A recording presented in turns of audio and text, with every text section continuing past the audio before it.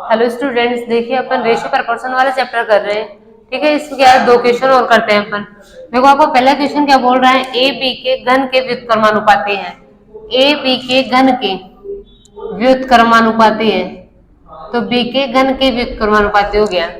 ठीक है, देखो व्युत्क्रमानुपाती का होता है मतलब इनडायरेक्टली प्रोपोर्शनल हो गया। जब भी आप इसको हटाओगे तो मैं कोई भी वेरिएबल मान लेती हूँ।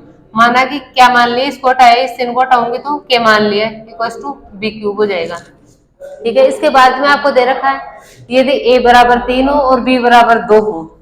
ए की वैल्यू कितनी दे रखी है 3, और बी की वैल्यू कितनी दे रखी है 2। तो 2 की पावर क्यूब कितना, 2 का क्यूब कितना हो जाएगा आपका 8 हो जाएगा।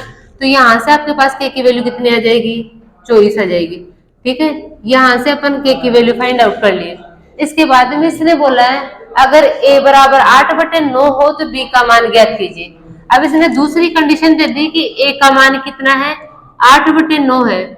ठीक है, तो b का मान ज्ञात कीजिए। देखो k का मान अपन ने फाइंड आउट कर लिया, k का मान हमेशा कांस्टेंट होगा, कितना होगा 24, और b का मान अपन को निकालना है तो b का मान b क्यूब कर दूंगी यहाँ पे। ठीक है, देखो 8 3 24, तो b क्यूब कितना हो जाएगा आपका 9 3 27, तो b का मान कितना आ जाएगा आपका 3 आ जाएगा। ठीक है, ऐसे आप b का मान फाइंड आउट कर लोगे।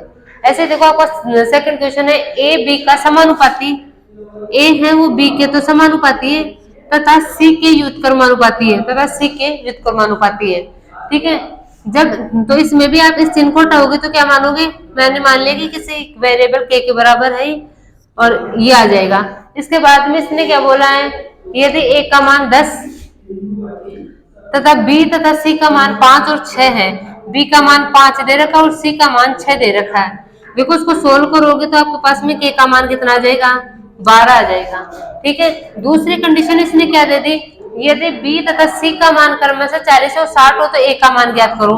b और c का मान दे दिया आपको, k की तो वैल्यू आ गई अपने पास 12, तो इसको 12 लिख दो। इसके बाद में देखो आपको क्या दे रखा है, b की वैल्यू दे रखी है कितनी 40, और c की वैल्यू कितनी दे रखी है 60। ये पुट कर लोगे तो आपके पास में किसकी वैल्यू आ जाएगी, a की वैल्यू आ जाएगी। 3 बार कटोगे 3 चौक 12, देखो कितना आ जाएगा आपके पास a का मान कितना आ जाएगा 8 आ जाएगा। तो ऐसे आप इजीली सोल्व कर सकते हो इन क्वेश्चन को। ठीक है।